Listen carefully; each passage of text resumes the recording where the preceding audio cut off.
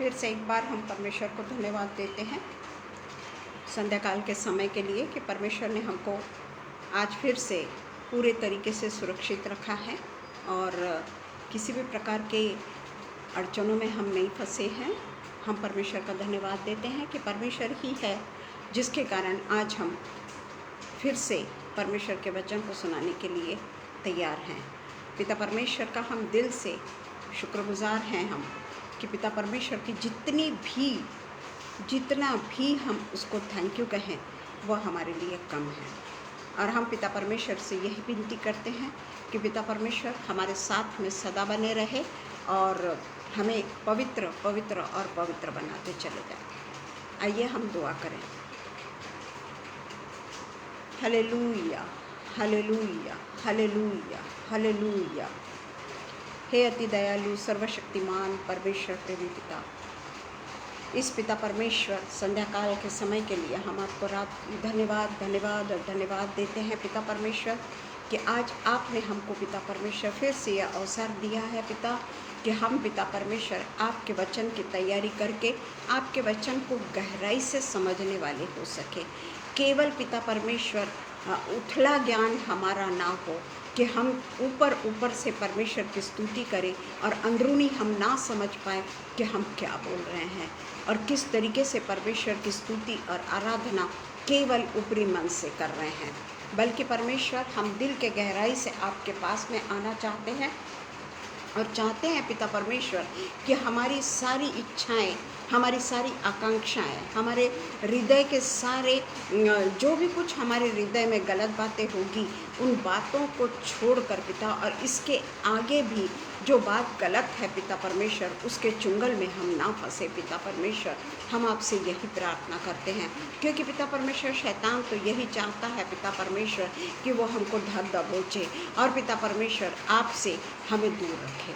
इसलिए पिता परमेश्वर हम आपसे विशेष रूप से प्रार्थना करते हैं कि हमें आप अपने चारों ओर आजू बाजू से घेर कर रख पिता, और हम कोई ऐसा काम ना करें जिससे पिता परमेश्वर आप खेदित हो, आप दुखी हो और पिता परमेश्वर ये सोचे कि हम इनके मनुष्यों के साथ में हम इतना अच्छे से पेश आते हैं, इतना प्रेम करते हैं, फिर भी मनुष्य हमेशा आपसे दूर हो जाता है।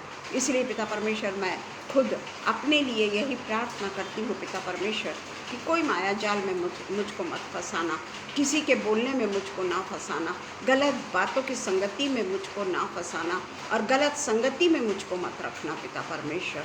जो भी कुछ है, जो पवित्र आत्मा के द्वारा हम पिता परमेश्वर आपके वचन को का ज्ञान प्राप्त करेंगे पिता, होने दीजिए पिता, आप हमारे बीच में उपस्थित हो जाइए और हमारा जितना भी बोलना है वो पवित्र आत्मा के द्वारा हम वो पूरे तरीके से शुद्ध और नम्र और साफ मन से पिता परमेश्वर वो वचन को पिता परमेश्वर हम बोलने वाले हो सकें। आज एक बार फिर से पिता परमेश्वर हम शबनम को और अनुपम भैया के लिए आपसे फिर से प्रार्थना करते हैं पिता परमेश्वर, आप उनके साथ होइए। उनका पिता परमेश्वर जो 2 दिन का यूथ सेशन होने वाला है उसके भी लिए हम प्रार्थना करते हैं कि जो भी कोई आने वाले हैं पिता आप उनके साथ होइए। और आगरा मसीह मंडली ने जो ये कार्यक्रम को आयोजित किया है ताकि परमेश्वर की स्तुति हो सके, तो पिता परमेश्वर आप वहाँ पर उपस्थित होना और उसके तैयारी में भी पिता परमेश्वर आप वहाँ पर सदा पिता परमेश्वर बने रहना और उनके हर प्रकार से सहायता और मदद करना पिता परमेश्वर। हम आगरा मसीह मंडली का भी धन्यवाद देते हैं पिता परमेश्वर कि उन्होंने हमें ये अवसर दिया है पिता परमेश्वर कि आज हम फिर से उनके प्लेटफॉर्म पर आकर परमेश्वर की इबादत करने वाले हो सके। सब कुछ हम हमारे उद्धारक यीशु मसीह के नाम से मांगते हैं, सुनिए और कबूल कीजिए।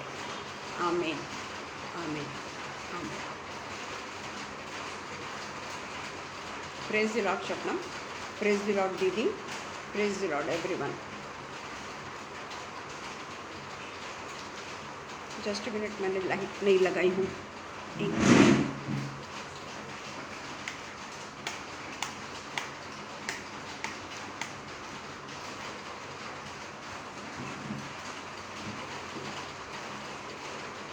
Praise the Lord Rohini, praise the Lord. आज के दिन के लिए फिर से हम प्रभु को धन्यवाद देंगे कि प्रभु ने आज हमें फिर से ये संधि दी है कि हम परमेश्वर के वचन को परमेश्वर की इच्छा के अनुसार और परमेश्वर के सामर्थ्य के अनुसार हमको परमेश्वर को सामर्थ्य दे कि हम परमेश्वर के वचन को बहुत ही गहराई के साथ में और बहुत ही परमेश्वर से भय खाते हुए और उसके बाद में भी हमारा एटीट्यूड वैसा ही रहे जो हमने बोला है। ऐसा नहीं कि हम बोलते कुछ और हैं और करते कुछ और हैं। ये हम दुहेरा जीवन परमेश्वर के नाम से हम ये दुहेरे जीवन को छोड़ दें, क्योंकि दुहेरे जीवन से हमें कोई भी लाभ नहीं होता। और इसलिए अगर हम ऐसा जीवन को जीते हैं तो परमेश्वर ये जीवन को कभी भी पसंद नहीं करता।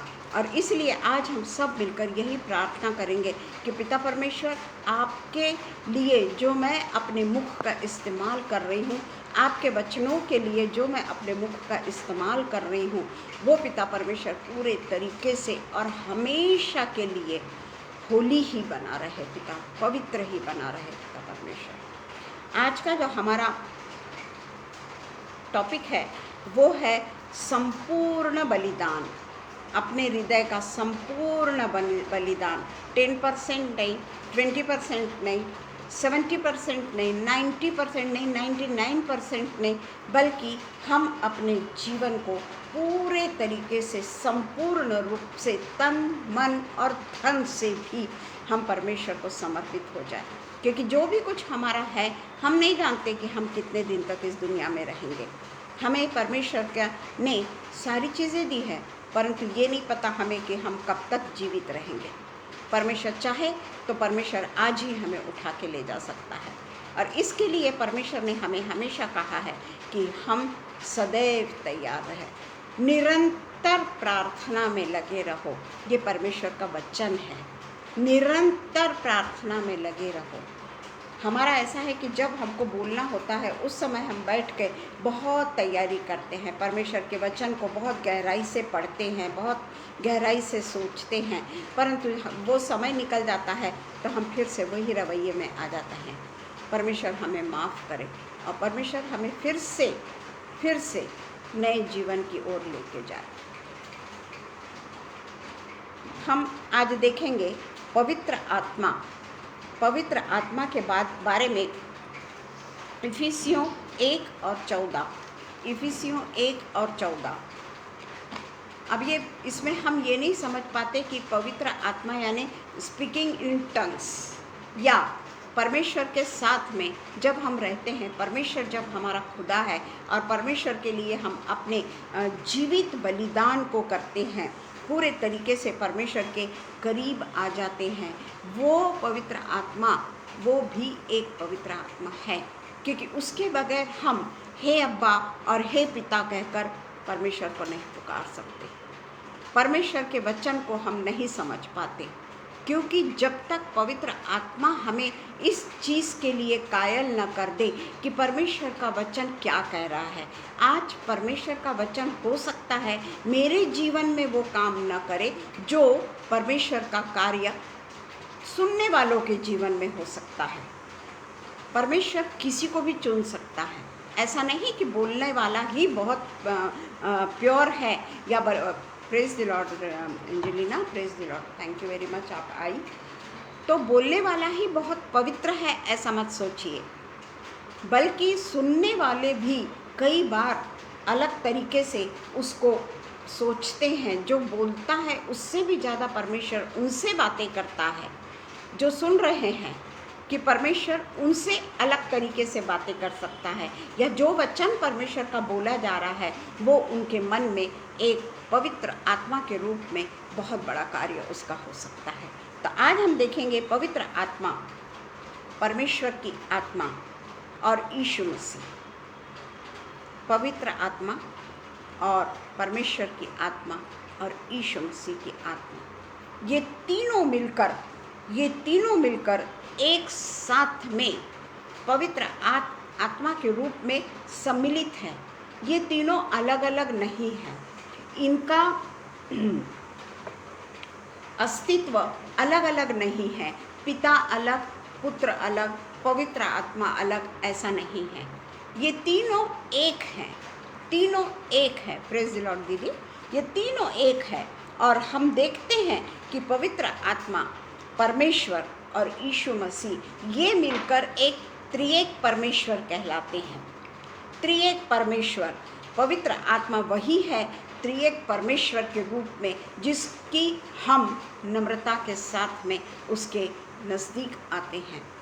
और हम चाहे कितना भी पाप कर ले, चाहे हम गलती होती है, हर मनुष्य से गलती होती है, पर परमेश्वर हमेशा हमें यीशु मसीह के बाद, नए नियम के बाद में परमेश्वर हमारे हर पापों को क्षमा करने के लिए तैयार बैठा है।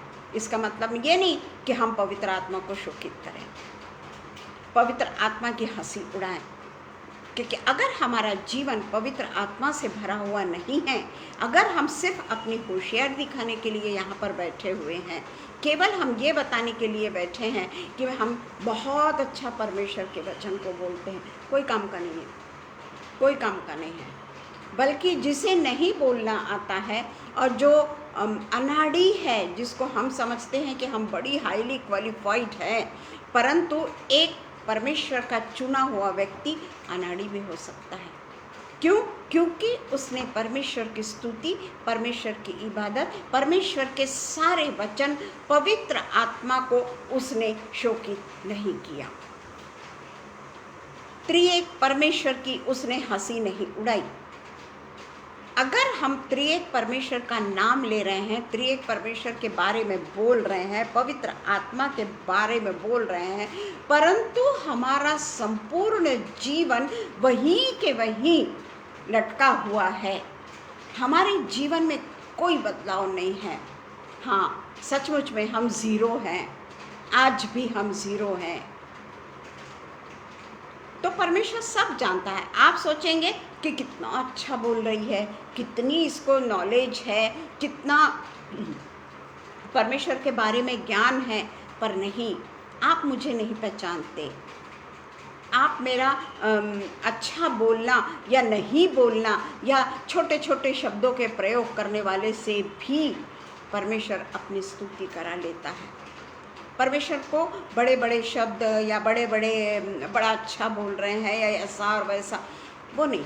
परमेश्वर छोटे लोगों से भी अपनी स्तुति कराते हैं, परमेश्वर गरीबों से भी अपनी स्तुति कराते हैं। परमेश्वर के पास में अगर कोई भिखारी भी चला जाए ना, जिस तरीके से हम नए नियम में ही पढ़ते हैं, 2 जनों की प्रार्थनाओं के बारे में हम अच्छे से जानते हैं, उसको बताने की मुझे ज़रूरत नहीं। परंतु जो फरीसी ने प्रार्थना की थी, वो पवित्र आत्मा में उसने प्रार्थना नहीं की थी, वो केवल अपना शो कर रहा था, मैं ऐसा, मैं वैसा, मैं वैसा, मैं वैसा, और वो पापी। परंतु पापी जो पुरुष था, जो चुंगी लेने वाला जो व्यक्ति था, उसने अपनी आँखों को भी स्वर्ग की ओर उठाने न चाहा।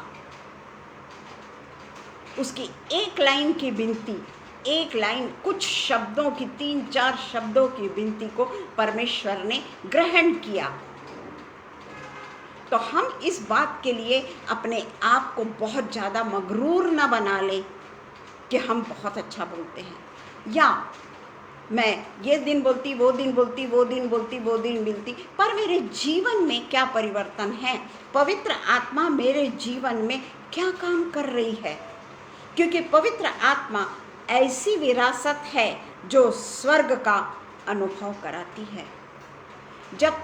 जब हम परमेश्वर के वचनों को पढ़ते हैं, उसका अध्ययन करते हैं, वचन को पढ़ने के बाद में 2-3 किताबें रखते हैं ना, और उसको फिर देखते हैं कि इसका मतलब इसमें क्या लिखा, उसका मतलब उसमें क्या लिखा। आजकल तो गूगल भी है, आजकल यूट्यूब, बहुत सारे अपने पास में साधन हैं, उसमें वो साधनों का उपयोग हम करते हैं। बहुत अच्छी बात है कि हम अपने मोबाइल का उपयोग अच्छी चीज़ों के लिए करते हैं, परंतु अच्छी चीज़ों का उपयोग करने के बाद में पवित्र आत्मा जो हमको विरासत में मिली है, वो एक स्वर्गीय अनुभव हमको देती है। क्योंकि देखिए, जब हम जैसे सोमवार को बोलिए, या अभी तो बुधवार को मेरे यहाँ मीटिंग होती है, इसलिए बुधवार को मैं नहीं बोल पा रही हूँ, परंतु शुक्रवार, शनिवार, इतवार कंटिन्यूस, गुरुवार, शुक्रवार, शनिवार, इतवार कंटिन्यूस अपना चलते रहता है। तो इसका मतलब ये नहीं कि मैं बहुत ज़्यादा धार्मिक हो गई, कहीं मैं धार्मिकता का दिखावा तो नहीं कर रही। तो पवित्र आत्मा की विरासत क्या मुझे मिल सकती है?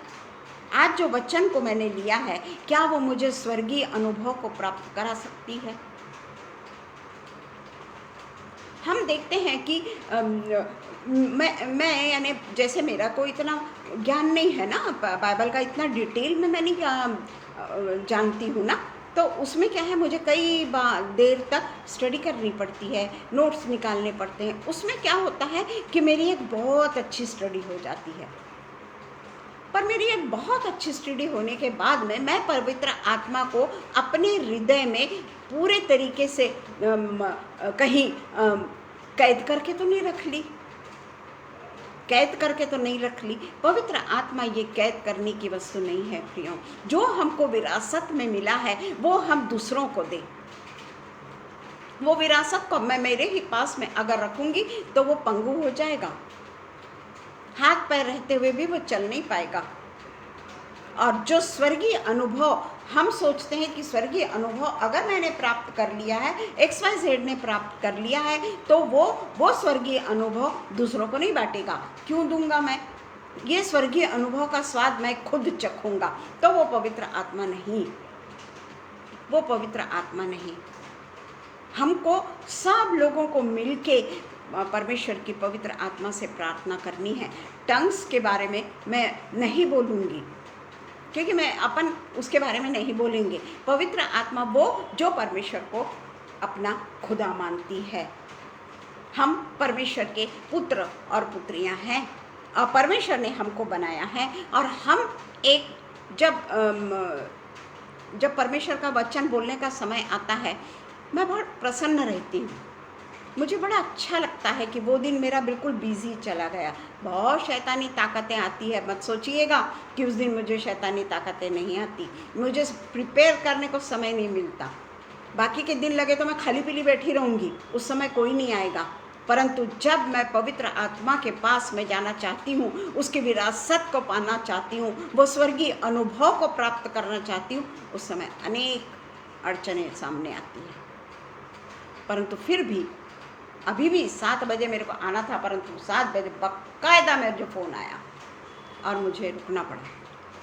तो ये सब बातें जो है, ये हमको परमेश्वर की राह पे ना ले जाते हुए हम संसार की राह पर चले जाते हैं। और इसलिए हमको परमेश्वर की राह देखना है, हमको परमेश्वर की बाट जोना है, क्योंकि वही हमको दुनिया से परे ले जाने की बातें करता है, पूरी तरीके से दुनिया से हमको अलग करने की बातें करता है।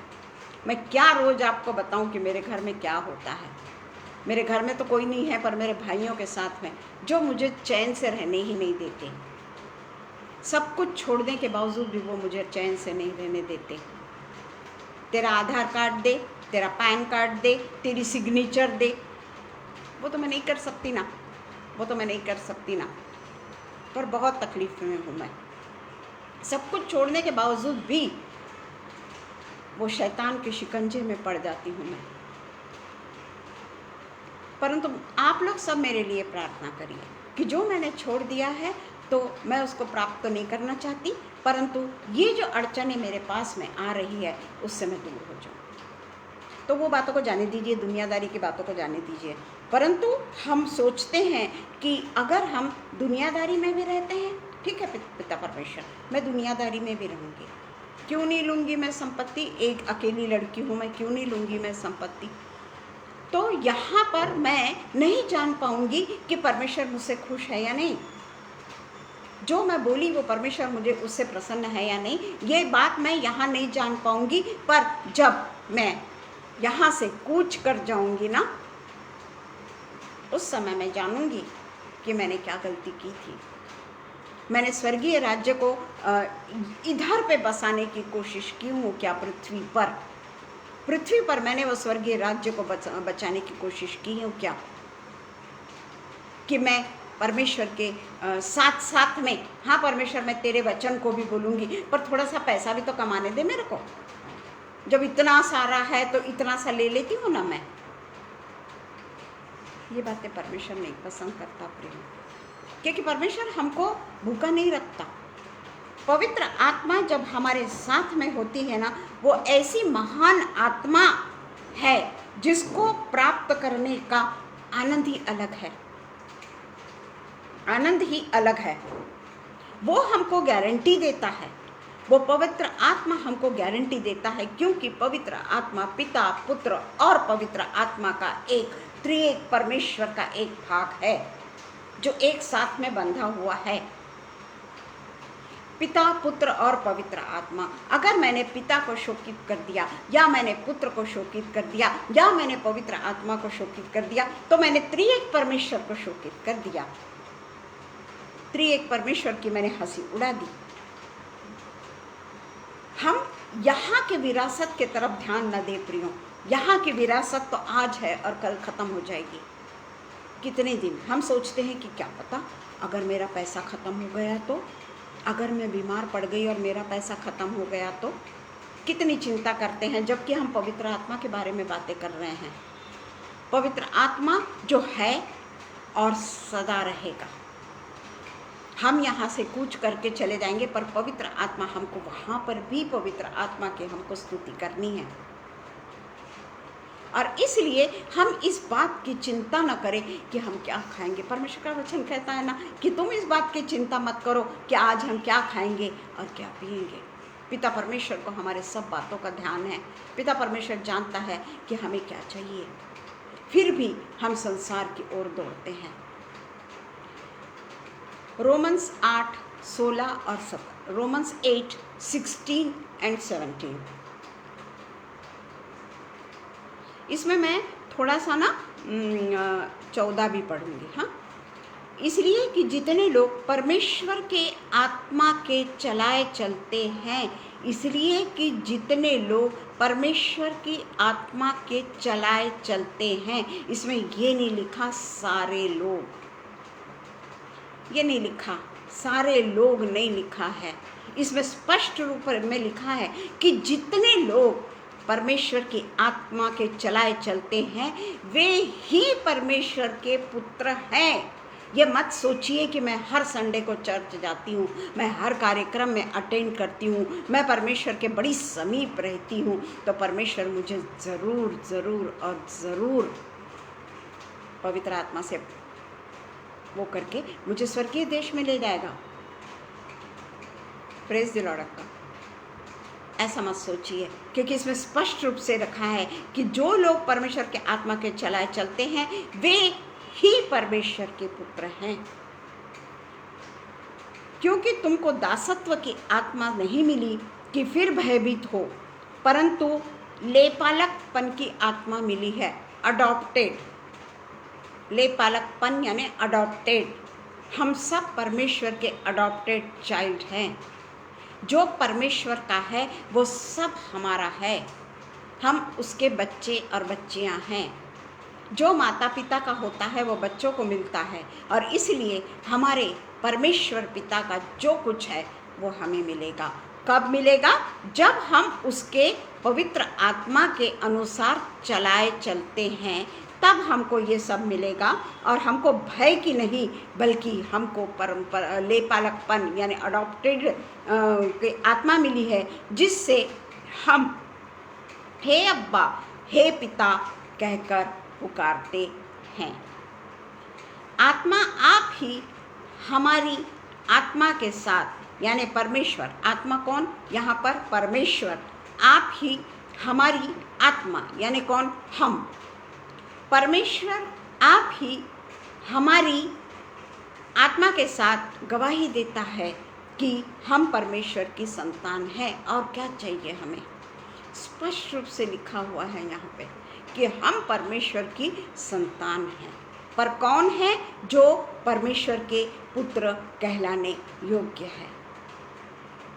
वो परमेश्वर के संतान है, और यदि संतान है तो वारिस भी है। वहाँ पर ये नहीं चलेगा कि मेरे को तू ज़्यादा दे दे, परमेश्वर उसको कम दे, या पिता परमेश्वर इसके सारे अधिकार मेरे को दे दे, इसको कोई अधिकार मत दे, तेरी सारी संपत्ति मुझको दे दे, इसको कुछ मत दे।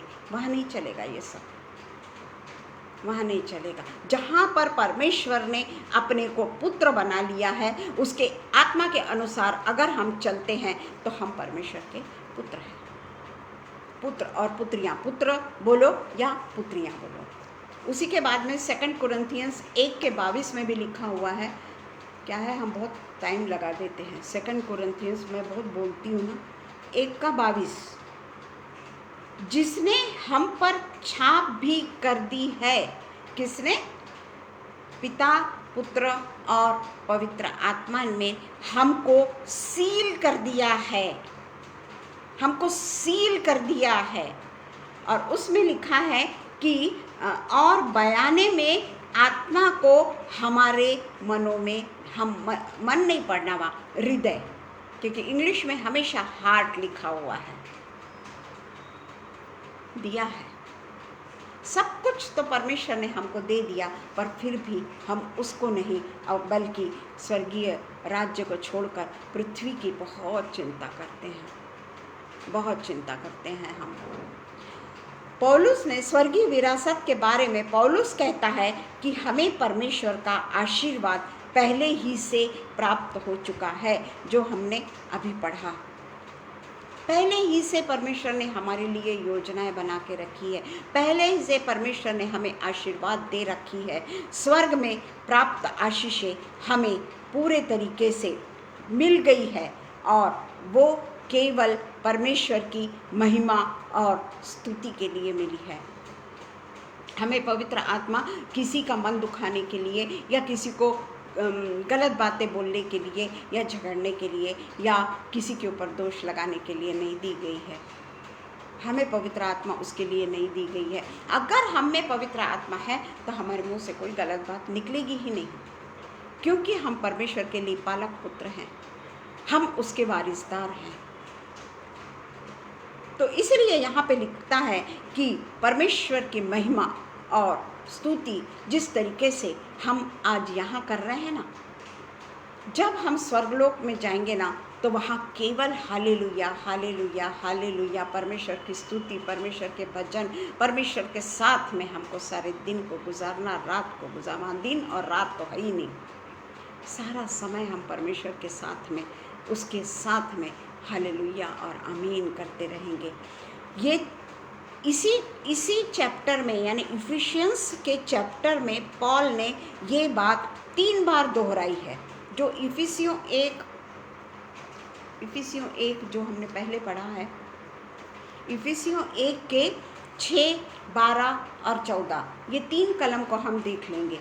6 में कहता है, 6 में कहता है, इफिशियंस 1 का 6, कि उसके उस अनुग्रह की महिमा की स्तुति हो जिसे उसने हमें इस प्रेम में सेत में दिया, भरपूरी से दिया। उसके प्रेम में हमको सब कुछ भरपूरी से प्राप्त हुआ है। 12वां वचन कहता है कि हम जिन्होंने पहले से मसीह पर आशा रखी थी, उसकी महिमा के स्तुति के कारण हो। 14 कहता है, वह उसके मोल लिए हुओं को छुटकारे के लिए हमारी मिरास का बयाना है। गारंटी है हमारी, हमें परमेश्वर देश में हमको वो लेके जाएगा, ये गारंटी है, परमेश्वर की गारंटी है उसकी। और छुटकारे के लिए हमारे मिरास का बयान है कि उसकी महिमा की स्तुति हो। प्रेज द लॉर्ड, उसकी महिमा की स्तुति हो। जो हम प्रेज द लॉर्ड बड़े आराम से बोल देते हैं ना, नहीं प्रियो, प्रेज द लॉर्ड का कुछ मतलब है। बड़े ही डर के, कांप के परमेश्वर के वचन को लिया जाए। और इसलिए यहाँ पर हम कहते हैं कि वो पौलुस ये बातों पे जोर देता है कि परमेश्वर के द्वारा हर कार्य परमेश्वर की दया और उसके इच्छा के अनुसार शुरुआत होती है। हमारी जो शुरुआत हुई, पहले से हम परमेश्वर के वचन को, पहले जैसे मैं डरती थी, परमेश्वर के वचन को नहीं दे सकती थी, प्रेयर नहीं कर सकती थी, भागती थी।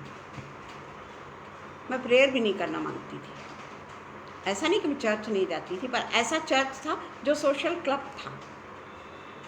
तो जो परमेश्वर ने जो दिन पे दिन मुझको बढ़ाया, मुझको परमेश्वर ने प्रार्थना करना सिखाया, मुझको परमेश्वर ने छोटी सी मीटिंग लेना सिखाया, मुझको परमेश्वर ने थोड़ा आगे बढ़ाया, पर बोलने का दान मुझे अभी प्राप्त हुआ।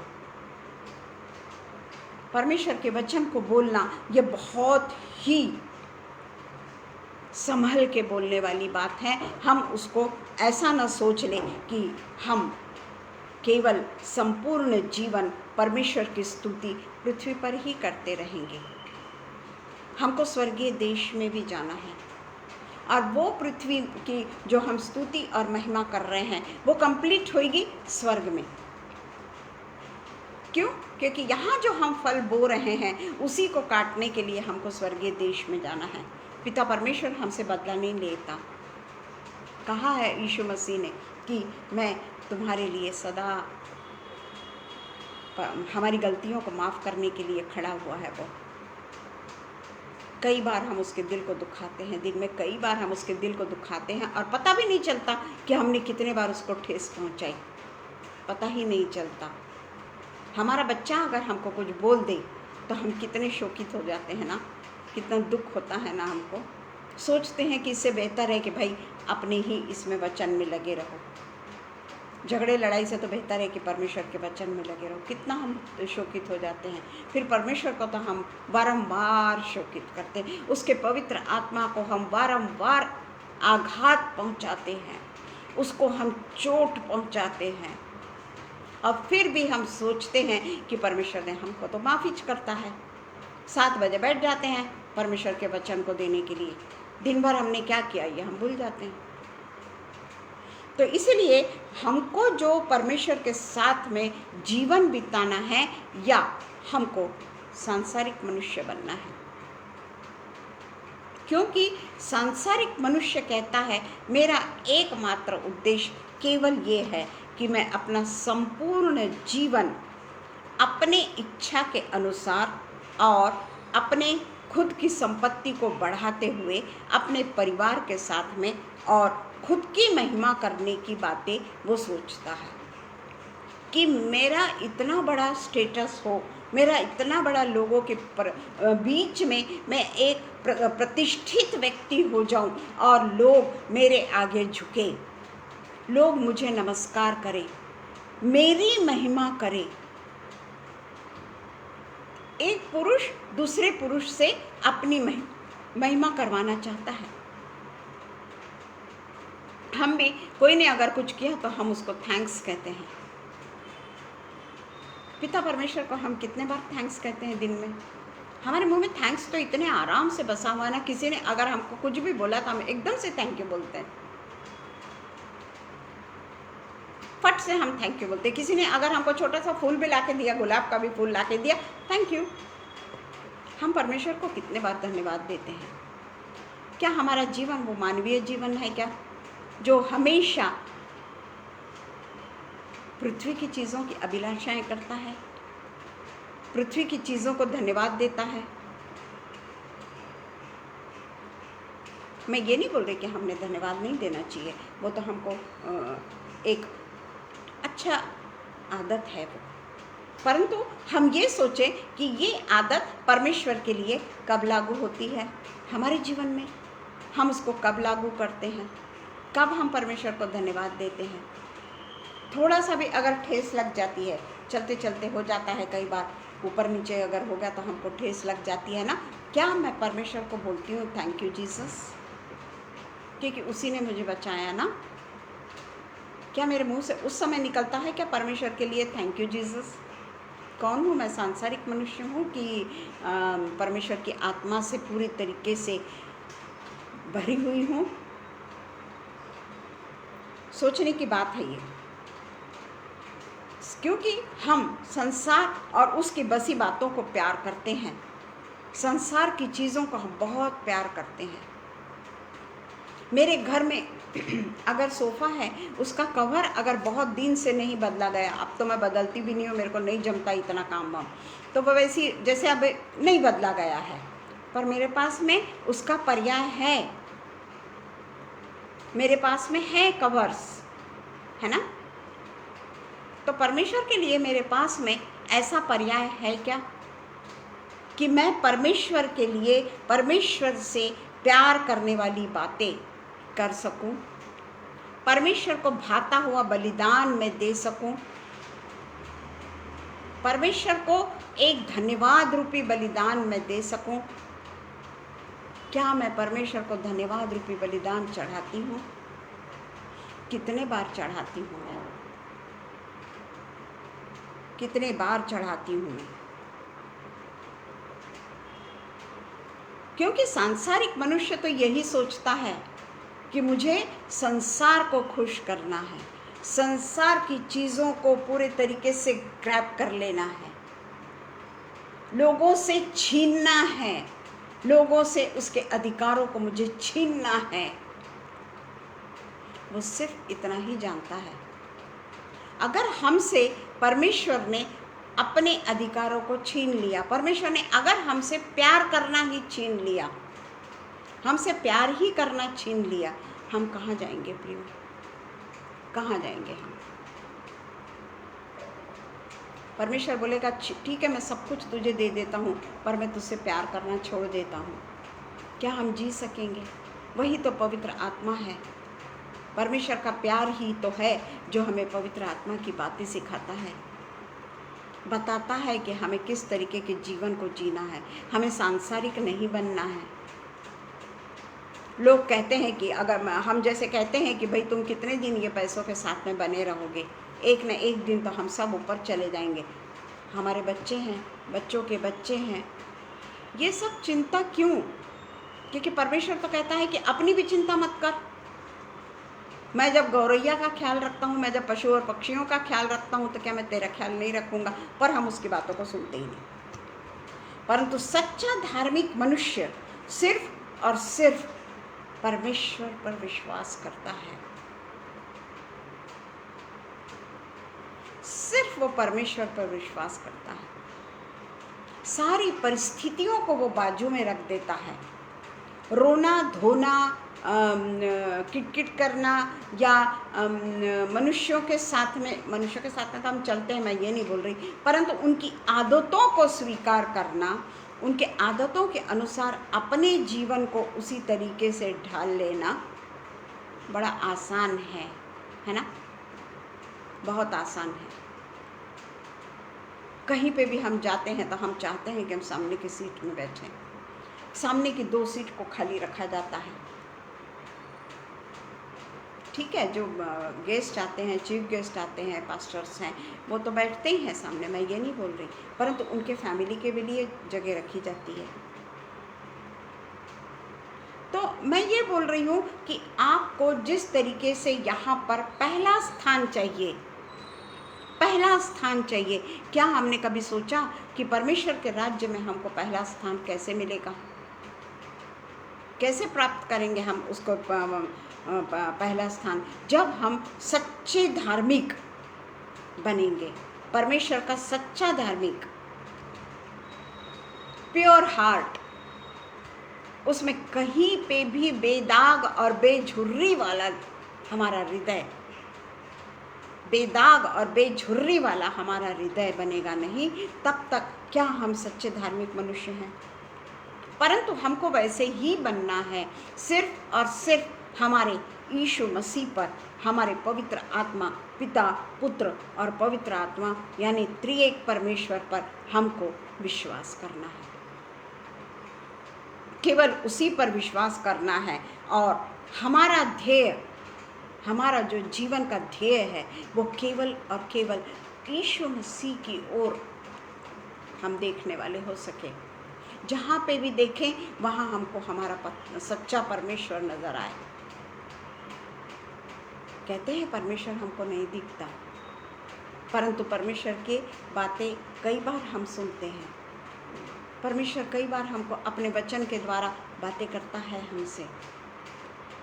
हमारे कान उसको नहीं सुन पाते क्योंकि हम सच्चे धार्मिक बनने की कोशिश तो ज़रूर करते हैं, पर मनुष्य का जीवन हम जीते हैं। और इसलिए यहाँ पे कहा गया है कि हमारा ध्येय केवल जीवित परमेश्वर हो। उसको प्राप्त करने के लिए हम दौड़ते चले जाएं, जिस तरीके से पौलुस जाता था। पौलुस का ध्येय केवल और केवल परमेश्वर को पाना था, इसलिए वो अपने लिए केवल 3 बार प्रार्थना करता है और उसके बाद में परमेश्वर के सामने पूरी तरीके से छोड़ देता है। हमने किस चीज़ को पाया आज तक? हमारा ध्येय क्या है? क्या हमने परमेश्वर के प्यार को पाया? प्यार तो सचमुच में पाया है, कोई इसमें दो मत नहीं। परमेश्वर का प्यार तो सचमुच में हमने पाया है, पर क्या मैं परमेश्वर के प्यार को समझ सकी कि ये जो मेरे को प्यार मिलता है, सच्चा प्यार, सच्चे जीवन की राह और परमेश्वर की चाहत और परमेश्वर के पास जाने के मार्ग को बनाना, क्या यही मेरा ध्येय है? संसार को छोड़ दिया है मैंने, मेरा ध्येय केवल और केवल मेरा यीशु मसीह है? क्वेश्चन मार्क है, भला क्वेश्चन मार्क है कि मेरा ध्येय 90% संसार और 10% यीशु मसीह, 50% वर्ल्ड एंड 50% यीशु मसीह। चलेगा?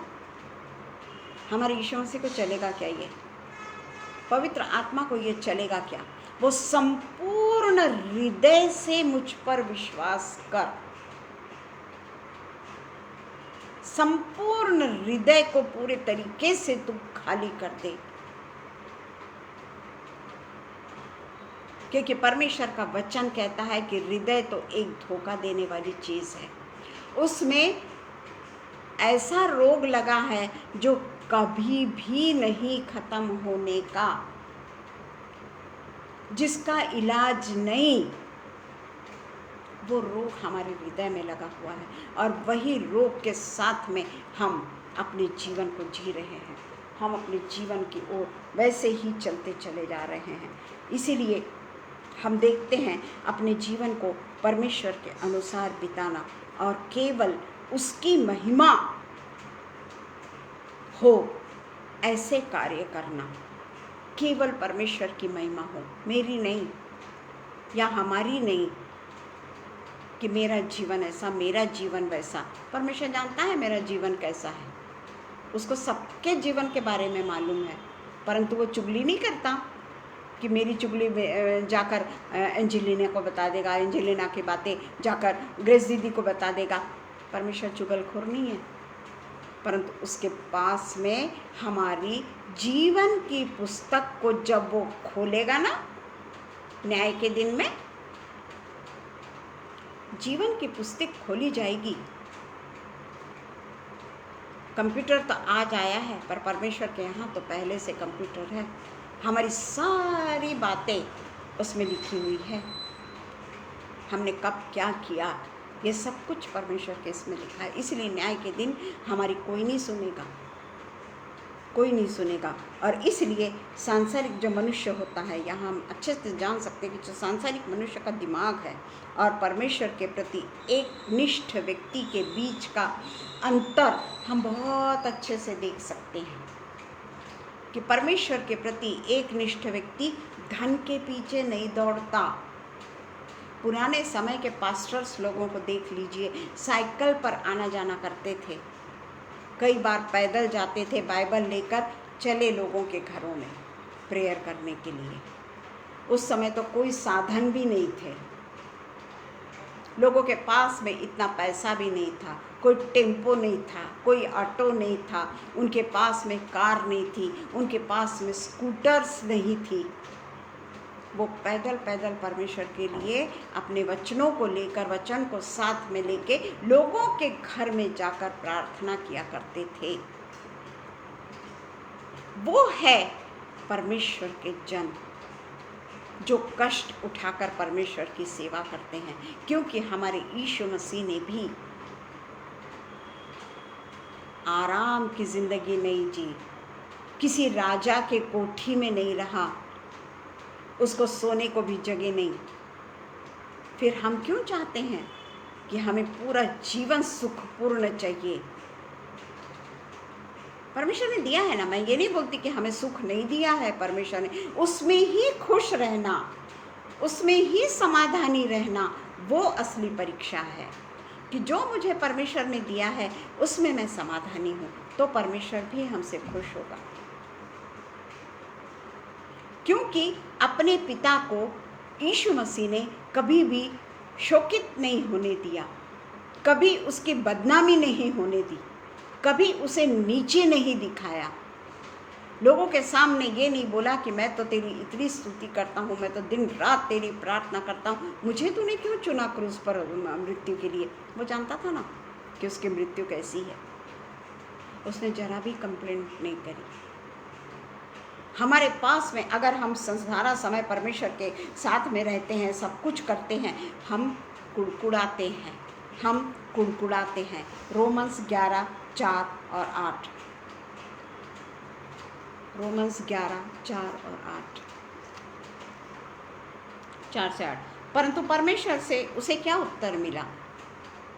मैंने अपने लिए 7,000 पुरुषों को रख छोड़ा है। पहले से योजना, जिन्होंने बाल के आगे घुटने नहीं टेके हैं। ठीक इसी रीति से इस समय भी अनुग्रह से चुने हुए कुछ लोग बाकी हैं। कुछ लोग, हाँ लिखा है कुछ लोग, स्पष्ट रूप से लिखा है, अनुग्रह से चुने हुए कुछ लोग बाकी हैं। यदि यह अनुग्रह से हुआ है तो फिर कामों से नहीं, नहीं तो अनुग्रह फिर अनुग्रह नहीं रहा। मैं बहुत पैसा देती हूँ चर्च में, मैं बड़ा चर्च का काम करती हूँ। परमेश्वर तो चुपचाप सेवा को चाहता है, जो ये भी नहीं बताता कि मैंने जाकर परमेश्वर के भवन की 1 हफ्ता तक साफ सफाई की, ये भी नहीं बताता। जो ये भी नहीं बताता कि मैं स्कूटर पर बैठ के गाड़ी में अपने साथ में, स्कूटर रहती थी उस समय, हाँ, अपनी झाड़ू लेकर और साफ़ करने के लिए, वो उठाने के लिए उस समय कोई ट्रे वे तो रहती नहीं थी। चुपचाप जाने का सैटरडे के दिन, और सैटरडे के दिन परमेश्वर के भवन की सफाई करके, परमेश्वर को जितने भी बेंचेस है, जो भी कुछ है, उसकी सफाई करना, वो परमेश्वर को भाता है। बोल कर नहीं कि आज मैंने ऐसा किया, आज मैंने वैसा किया, आज मैंने इसकी सफाई की, आज मैंने उसकी सफाई की, या मेरी लड़की गवाही दे दे कि मेरी माँ ऐसा करती है, मेरे पिता वैसे करते हैं। ना, इसमें तो हमने सब कुछ गंवा दिया, हम मनुष्य बन गए। परमेश्वर को दिखाइए ना, जो भी कुछ कार्य करते हैं हम, वो परमेश्वर ने देखना चाहिए। और इसलिए यहाँ पर लिखा हुआ है कि ठीक इसी रीति से अनुग्रह से चुने हुए कुछ लोग बाकी हैं। और हम देखते हैं कि इसीलिए परिणाम क्या हुआ, यह कि इजरायली जिसके खोज में थे वह उनको नहीं मिला, परंतु चुने हुओं को मिला। इजरायली जो उसके खोज में थे उनको नहीं मिला, परंतु चुने हुओं को मिला, और शेष लोग कठोर किए गए। जैसा लिखा है, परमेश्वर ने उन्हें आज के दिन तक भारी नींद में डाल रखा है, और ऐसी आंखें दी है जो ना देखें। आंखें तो बहुत सुंदर है, बड़ी बड़ी आंखें हैं, हिरणी जैसी आंखें हैं, मृगनयनी हैं। परमेश्वर का वचन कहता है ऐसी आंखें दी है जो ना देखें, ऐसे कान दिए हैं जो ना सुने। ये परमेश्वर का वचन है, ये परमेश्वर का वचन है। उसी तरीके से हम जल्दी से पढ़ लेंगे रोमन्स 12:1-2। आपने सबने पढ़ा, मैंने भी पढ़ा है, पर उसके अनुसार मैं चलती नहीं। इसलिए हे भाइयों, मैं तुमसे परमेश्वर की दया को स्मरण दिलाकर विनती करता हूँ कि अपने शरीर को जीवित और पवित्र और परमेश्वर को भावता हुआ बलिदान करके चढ़ाओ, यही तुम्हारी आत्मिक सेवा है। जीवित, पवित्र और निर्दोष, परमेश्वर को भावता हुआ बलिदान, परमेश्वर को जो भा रहा है। मेरा बोलना परमेश्वर को भा रहा है या नहीं, ये परमेश्वर ही जानता है कि मैंने क्या क्या किया। जीवित बलिदान, अपने शरीर का जीवित बलिदान, यानी अपने जितने भी आज की इसमें देखा, परिवेश में देखा जाए, अपने सारे जो हमारे पास में सुखों से हम लैस है ना पूरे तरीके से,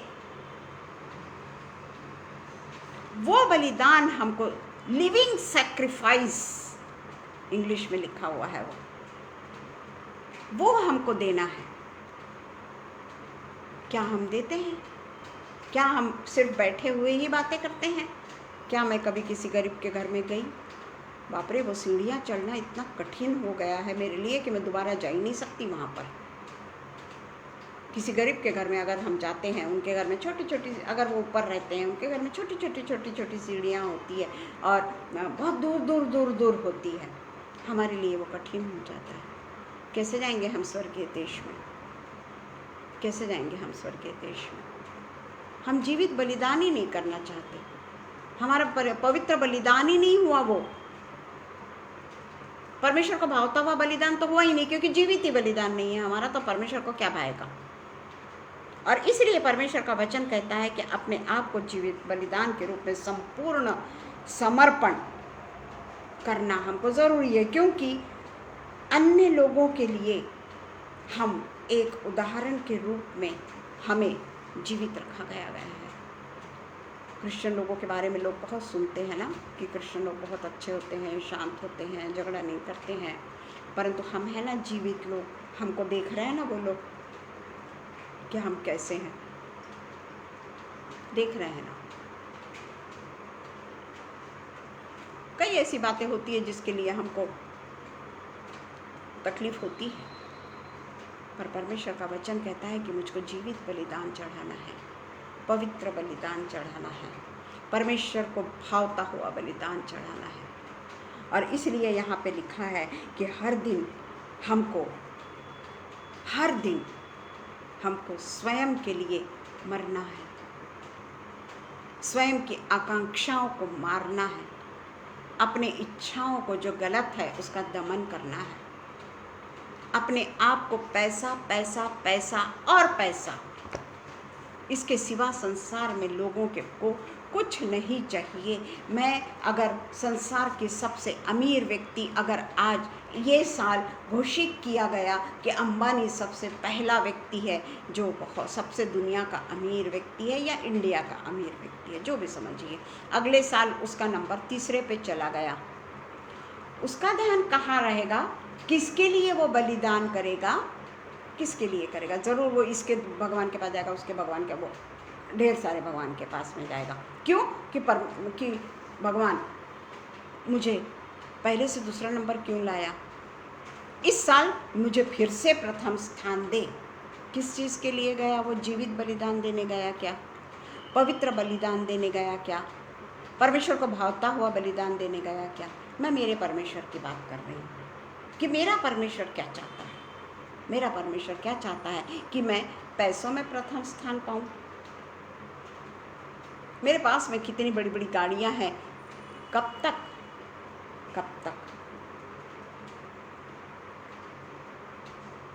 क्योंकि मुझे अच्छे से याद है, मैं गवाही दे के बंद करूँगी कि मेरे पैर में तकलीफ़ है। मेरे मिस्टर के बाद में मेरा एक लेफ़्ट जो लेग है उसमें ज़रा सा प्रॉब्लम है। मैं ज़्यादा क्लच वच नहीं दबा सकती हूँ, गियर चेंज करने में भी मेरे को बहुत तकलीफ़ होती थी। तो इसलिए मैंने अपनी कार बेचकर मैंने अपनी क्या बोलते हैं ऑटोमेटिक गाड़ी खरीदी, क्योंकि मुझे होता ही नहीं था, मैं कर ही नहीं सकती थी, इसलिए मैंने ऑटोमेटिक खरीदी। परंतु जब हमारे यहाँ मीटिंग हुई एक दिन, तो ऐसी किसी कारणवश मैं यानी यहाँ के लोगों की बातें मुझे नहीं पसंद आती, तो उसमें मुझे कहा गया कि आपके पास में तो 7-8 लाख की गाड़ी है, हमारे पास में तो 18 लाख की गाड़ी है। शायद मैंने ये बताई भी होंगी। हमारे पास में तो 18 लाख की गाड़ी है। किस पे उन्होंने विश्वास किया? वो अन्य जाति है। किसको उन्होंने प्रथम स्थान दिया? अपने पैसों को, संपत्ति को। मेरे मन में आया पर मैं बोली नहीं, मैं चुपचाप रह गई कि अपने यंग जवाई को तो तू नहीं बचा सका, इतना पैसा होने के बाद में भी यंग जवाई तेरा मर गया, सन इन लॉ। पर मैं नहीं बोली, मैं खामोश रही, मैंने कुछ भी नहीं कहा। तो ये जो बलिदान है ना, ये जो बलिदान है कि हमारे पास में कौन सी गाड़ी है, हमारे पास में क्या है, उसने ये समझना चाहिए भाई किसी की कोई तकलीफ़ है, कुछ है, इसीलिए वो पुरानी गाड़ी बेच के, यानी 2 साल ही हुआ था वो भी गाड़ी को लेके, तो मैंने उसको बेचा क्योंकि मैं कर ही नहीं सकती थी। तो मैं ये बताना चाहती हूँ कि हमारा जो बलिदान है वो ऐसा नहीं होना चाहिए।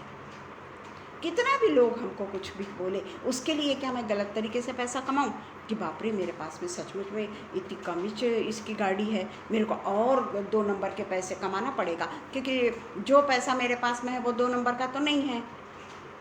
परमेश्वर के नज़रों में मैं 2 नंबर की कमाई तो नहीं की, तो क्या मैं उसके लिए 2 नंबर की कमाई चालू कर दूं? तो फिर मैं कौन हो गई? मैंने परमेश्वर के वचन को ज़्यादा महत्व दिया कि संसार की वस्तु को महत्व दिया। और इसलिए परमेश्वर चाहता है कि यीशु ने संपूर्ण रूप से जिस तरीके से बलिदान किया है, एक एक खून का कतरा हमारे लिए बहा दिया है, हम अच्छी तरीके से जानते हैं। वैसे ही परमेश्वर हमारे हृदय का पूरे तरीके से बदलाव करना चाहता है। हर दिन वो, हर क्षण वो हमको देता है कि हम अपने पवित्र जीवन को बलिदान के रूप में परमेश्वर के आगे दे और परमेश्वर को ग्रहण योग्य चढ़ावा चढ़ाएं। हमें परमेश्वर ने ये नहीं कहा 4 धाम जाना है तेरे को, 8 धाम जाना है तेरे को, वो सब पैसे बचाया है परमेश्वर ने हमारे। परमेश्वर का ये भी नहीं है कि तू इज़राइल जा। जब वो जीवित है तो हम उसको इज़राइल में क्यों ढूंढे? जाना नहीं है ऐसा मैं नहीं बोल रही, अच्छा है, वो परमेश्वर की जगह है, परमेश्वर की सब चीज़ें हैं वहाँ पर, परंतु परमेश्वर हमारे साथ में है। वचन ही कहता है कि मैं तेरे साथ में हूँ, मैंने तुझे आगे पीछे घेर रखा है। ये नहीं कहता कि इज़राइल जा तो तेरे को मैं आगे पीछे घेर के रखूँगा, यहीं पे घेर के रखा है उसने हमको। और इसलिए हमको पूरे तरीके से संपूर्ण समर्पण परमेश्वर चाहता है। आइए हम प्रार्थना करें। धन्यवाद धन्यवाद धन्यवाद धन्यवाद धन्यवाद हो पिता परमेश्वर। पिता परमेश्वर, केवल हम बोलने वाले ना बने, बड़ी बड़ी बातें करने वाले ना बने, खूब अच्छे शब्दों का प्रयोग करने वाले ना बने, बल्कि पिता परमेश्वर हमें तो पिता परमेश्वर बौद्धिक जो भी हमारी बुद्धि है, दुनिया की दी हुई बुद्धि को छोड़कर हम परमेश्वर से वो शिक्षा को मांगे, वो बुद्धि को मांगे जो परमेश्वर की वचन को समझ सके। क्या मेरी बुद्धि परमेश्वर के वचन को समझ सकती है? एक ही परमेश्वर के वचन के कितने अर्थ निकलते हैं, क्या मेरी बुद्धि वो समझ सकती है? इसलिए परमेश्वर से हम परमेश्वर की बुद्धि मांगे। संसार की बुद्धि हमें कुछ नहीं दे सकती, संसार की बुद्धि हमें गलत राह पे ले जाती है। संसार के अनुसार अगर हम चलेंगे तो हम पवित्र आत्मा को कभी भी अपने पास में नहीं पाएंगे। और हम आज यही प्रार्थना करते हैं पिता परमेश्वर से कि पिता परमेश्वर, तू हमारा त्रिएक परमेश्वर है। आओ हम मनुष्य की रचना करें, ये परमेश्वर का वचन है। आओ हम सब पवित्र आत्मा, पिता, पुत्र और पवित्र आत्मा पहले से हैं और हम उनको अपने जीवन में आमंत्रित करें। जिस तरीके से हम पैसों को अपने लिए प्रथम स्थान देते हैं, उस सब चीज़ों को छोड़कर हम परमेश्वर को प्रथम स्थान दें। आज ही के न्यूज़ में मैंने पाकिस्तान में क्रिश्चियन लोगों पर हो रहे अत्याचार के बारे में पढ़ा। उनके चर्चेस जलाए जा रहे हैं। ये परमेश्वर का आना निकट है, क्योंकि परमेश्वर का वचन प्रेरित प्रकाशित वाक्य में यही कहता है, कलीसिया सताई जाएगी, बहुत सताई जाएगी, और जो उसमें खरा निकलता है वही परमेश्वर के राज्य का वारिस होगा। हमारी परीक्षा तो अभी तक हुई नहीं है प्रियो। बड़ी बड़ी बातें हम करते हैं, पर आज हम वो परीक्षा में नहीं पढ़े हैं जो परीक्षा में लोग पढ़ रहे हैं, जो परीक्षा में लोग जी रहे हैं। उस पवित्र परमेश्वर को मैं धन्यवाद देती हूँ कि मेरा पिता परमेश्वर ने हमारे मन की आँखों को खोला है, हमारे हृदय की आँखों को खोल के रखा है, ताकि हम सच्चाई को देखने वाले हो सके। हमारे हृदय में जीवित खुदावंद बसे और जीवित खुदावंद की बातों से हम पूरे तरीके से लैस हो जाएं। सच्चाई का आत्मा हमारे साथ साथ में चले, सच्चाई का आत्मा हमें घेर के रखे। हमारे मुंह से कोई अशुद्ध बात ना निकले पिता, प्लीज़ पिता, हमारे मुंह से कोई अशुद्ध बात ना निकले। एक मुंह से परमेश्वर की स्तुति और उसी मुंह से अशुद्ध बातें। पिता परमेश्वर, इन सब चीज़ों से हमें अलग कर। हम पिता परमेश्वर ये चीज़ों में फंसना ही नहीं चाहते। हमें पिता परमेश्वर ऐसी बुद्धि दे पिता परमेश्वर, जो जीवित बलिदान करने की हमें बुद्धि दे पिता। सच्चा बलिदान जो आपको पसंद है वो हम करने वाले हो सके पिता परमेश्वर। हम पिता परमेश्वर धन्यवाद देते हैं कि ये जो मौका हमें मिलता है परमेश्वर के वचनों को पढ़ के, परमेश्वर के वचनों को समझने का और उसको परमेश्वर के वचन को अपने मुंह से बोलने का, ये पिता परमेश्वर वो तभी कामयाब हम हो सकते हैं जब हम अपने जीवन को बदल डालें। बोलना बहुत आसान है पिता, परंतु पिता परमेश्वर हम हमारे जीवन को बदलें, यही हम आपसे प्रार्थना करते हैं पिता। कोई भी पिता परमेश्वर अंधकार की शक्ति हम पर अधिकार न करने पाए पिता। पवित्र आत्मा हमको घेर कर रखे पिता। पवित्र आत्मा को हम शोकित न करें, पवित्र आत्मा को हम कलंकित न करें पिता। हम फिर से एक बार पिता परमेश्वर शबनम को, अनुपम भैया को धन्यवाद रूपित देते हैं पिता कि उन्होंने हमें ये मौका दिया और आज का पवित्र वचन उन्हीं के कारण, उनके पेज पर परमेश्वर ने जो उनको मौका दिया, परमेश्वर ने जो उन्हें, उनके मन में एक पुकार उठी कि आज का दिन हमें उन्होंने परमेश्वर के वचन को सुनने के लिए बुलाया। वो केवल परमेश्वर की बुलाहट है जो किसी व्यक्ति के द्वारा पूरी होती है, क्योंकि वो बुलाहट उन्हें भी पता होती है।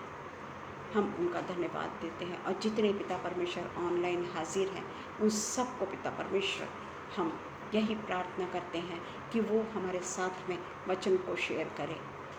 कहीं पे अगर कोई वचन मुझसे रह जाता है तो पिता परमेश्वर मेरे वचन के लिए मैं यही प्रार्थना करती हूँ कि और भी ज्ञान मुझे, परमेश्वर का ज्ञान मुझे इन लोगों से मिलने वाला हो सके पिता परमेश्वर। इनके हर एक जो रिमार्क्स होते हैं वो सचमुच में पिता परमेश्वर मुझे स्फूर्ति देते हैं, पवित्र आत्मा में मुझे बढ़ाते हैं और इसलिए इनके रिमार्क्स जब मैं पढ़ती हूँ मुझे सचमुच में पिता परमेश्वर बड़ा स्वर्गीय आनंद मिलता है पिता परमेश्वर।